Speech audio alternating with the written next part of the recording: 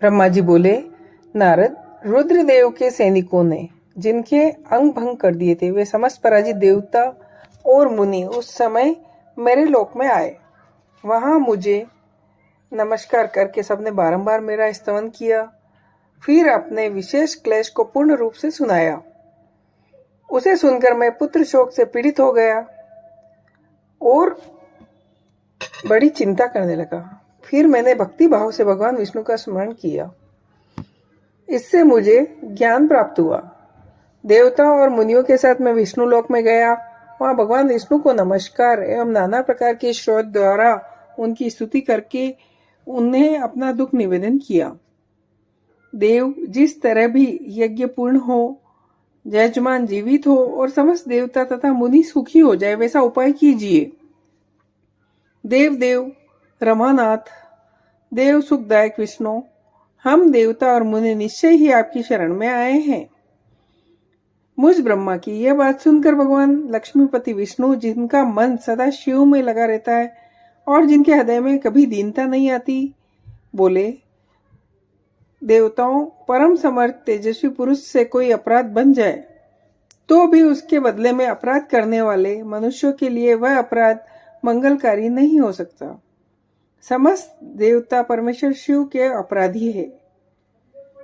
अब तुम लोग शुद्ध हृदय से शीघ्र प्रसन्न होने वाले उन भगवान शिव के पैर पकड़कर उन्हें प्रसन्न करो, उनसे क्षमा मांगो, जिससे भगवान के कुपित होने पर यह सारा जगत नष्ट हो जाता है। जिनके शासन से लोकपाल सहित यज्ञ का जीवन शीघ्र ही समाप्त हो जाता है, वे भगवान महादेव इस समय सती से बिछड़ गए हैं तथा दक्ष ने अपने दुर्वचन रूपी बाणों से उनके हृदय को घायल कर दिया है। अतः तुम लोग शीघ्र जाकर अपने अपराध के लिए क्षमा मांगो। उन्हें शांत करने का केवल यही सबसे बड़ा उपाय है। ब्रह्मन, मैं भी तुम लोगों के साथ शिव के निवास स्थान चलूंगा और उनसे क्षमा मांगूंगा। देवता आदि सहित मुझ ब्रह्मा को इस प्रकार आदेश देकर श्री हरि ने देवगणों के साथ कैलाश पर्वत पर जाने का विचार किया। तदंतर देवता, मुनि और प्रजापति आदि वे श्री हरि उन सब को साथ ले अपने वैकुंठ धाम से भगवान शिव के शुभ निवास कैलाश को गए। कैलाश भगवान शिव को सदा ही अत्यंत प्रिय है। मनुष्य से भिन्न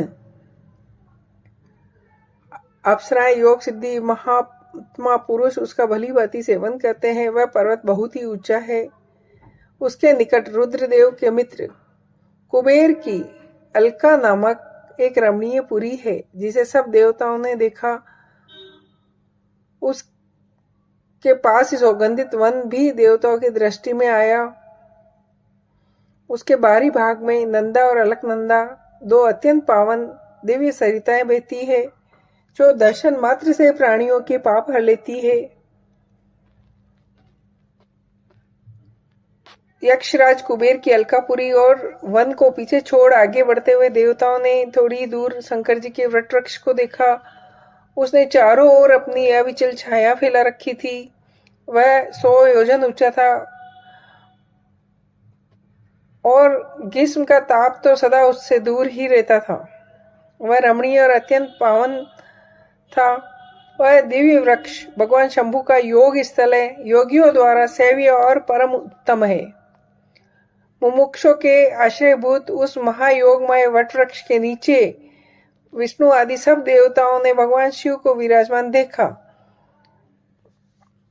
मेरे पुत्र महासिद्ध सनकादि, जो सदा शिव भक्ति में तत्पर रहने वाले शांत है, बड़ी प्रसन्नता के साथ उनकी सेवा में बैठे दिखाई दिए। भगवान शिव का श्री विग्रह परम शांत दिखाई देता है। उनके सखा कुबेर अपने सेवगणों के साथ सदा विशेष रूप से उनकी सेवा किया करते हैं। वे परमेश्वर शिव उस समय तपस्वी जनों को परम प्रिय लगने वाला सुंदर रूप धारण किए बैठे थे। भगवान शिव अपने वत्सल स्वभाव के कारण सारे संसार के सहृदय है। नारद, उस दिन वे एक कुशा शासन पर बैठे थे। वे बाया चरण अपनी दाहिनी जांघ पर कलाई में रुद्राक्ष की माला डाले सुंदर तर्क मुद्रा से विराजमान थे। इस रूप में भगवान शिव का दर्शन करके उस समय विष्णु आदि सब देवताओं ने दोनों हाथ जोड़ मस्तक झुका, तुरंत उनके चरणों में प्रणाम किया। मेरे साथ भगवान विष्णु को आया देख सत्पुरुषों के आश्रयदाता भगवान रुद्र उठकर खड़े हो गए और उन्होंने सिर झुकाकर उन्हें प्रणाम भी किया। फिर विष्णु आदि सब देवताओं ने भगवान शिव को प्रणाम किया। तब उन्होंने मुझे नमस्कार किया। ठीक उसी तरह